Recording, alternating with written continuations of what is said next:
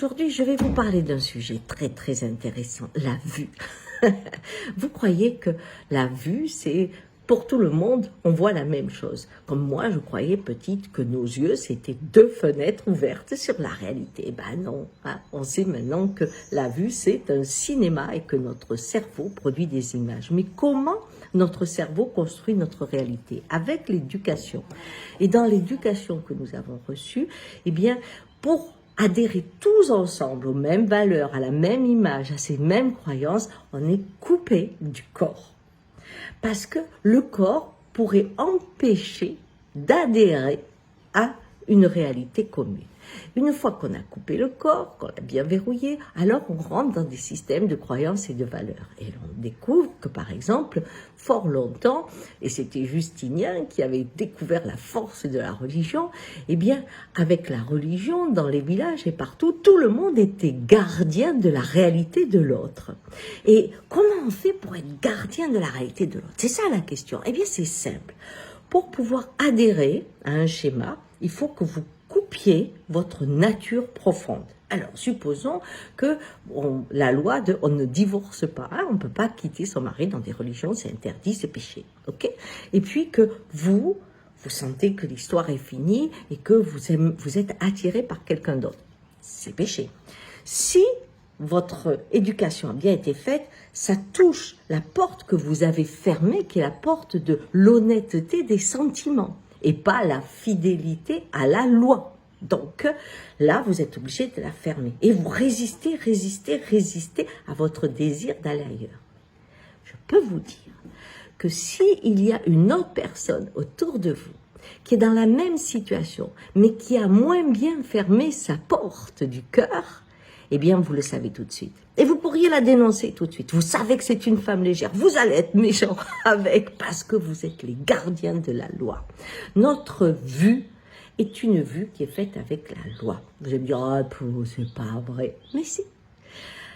Vous voyez que à quel vous croyez. C'est-à-dire, on ne voit que ce que l'on croit et on ne croit que ce que l'on voit.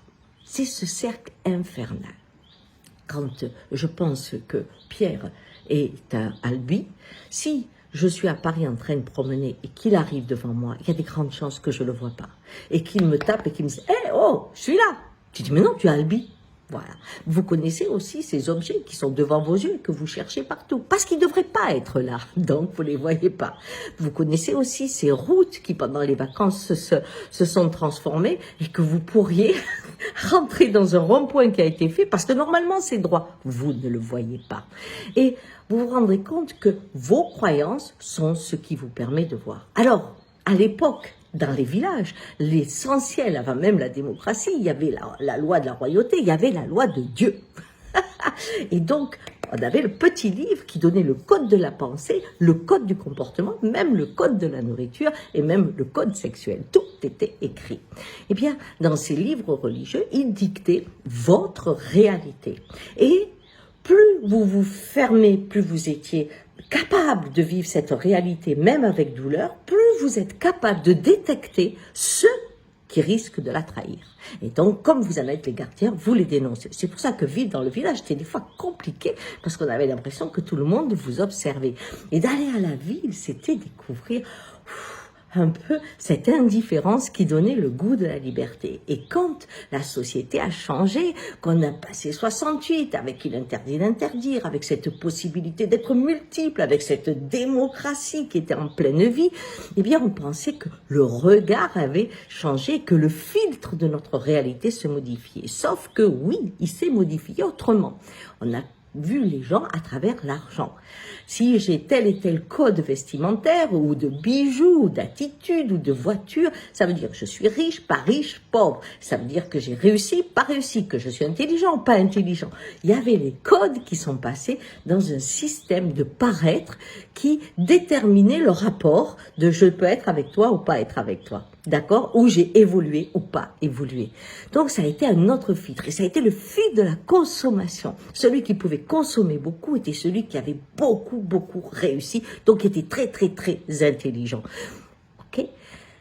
Et aujourd'hui, maintenant qu'on sait que celui qui regarde avec le filtre de la religion, de la politique, comme dans les partis communistes, Staline ou Mao. Chacun est le gardien de cette réalité imposée, ce qui fait qu'elle survit, puisque des enfants aux parents, aux grands-parents, tout le monde veille à ce qu'on applique la réalité commune. Eh bien aujourd'hui, c'est notre technologie qui nous regarde. Et après le coronavirus, il va y en avoir encore comme jamais. On sait très très bien que si vous êtes amoureux et que vous avez un langage avec Facebook amoureux avec quelqu'un, eh bien vous allez avoir des pubs sur des voyages, sur des hôtels, sur des tas de trucs comme ça. Donc on vous surveille pour vous faire consommer. Mais maintenant, on va nous surveiller. Pourquoi? Parce que l'amplification des drones, des caméras, de cette vision moraliste aussi qui se met en place dans la lecture des informations, eh bien, crée un nouveau code, un nouveau livre, dans lequel des ordinateurs vont nous regarder. Et voyez-vous, les ordinateurs n'ont pas de corps. Donc, ils vont partager et être fidèles à la réalité commune. Nous, on l'a coupé, notre corps, mais on peut le retrouver et modifier notre perception de la réalité commune pour en faire une réalité vivante. Eh bien, le grand défi aujourd'hui est ça. Et ce matin, je me disais, est-ce que je vais acheter le drone? Parce que j'avais vu un petit drone et je me suis dit, oh, ça serait une bonne idée pour voir les toits au moulin, s'il faut les faire nettoyer ou pas, et puis peut-être pour prendre des photos. Et j'ai arrêté cette idée, car sous le couvert ludique, j'étais en train de mettre un regard de plus. Et que j'avais pas envie un jour de m'allonger dans les prés et au lieu de voir des étoiles, de voir des millions de drones me regarder. Alors, le regard, c'est important. Retrouvez votre corps, vous retrouverez une autre réalité. Et peut-être que celle-là vous fera bouger vraiment différemment.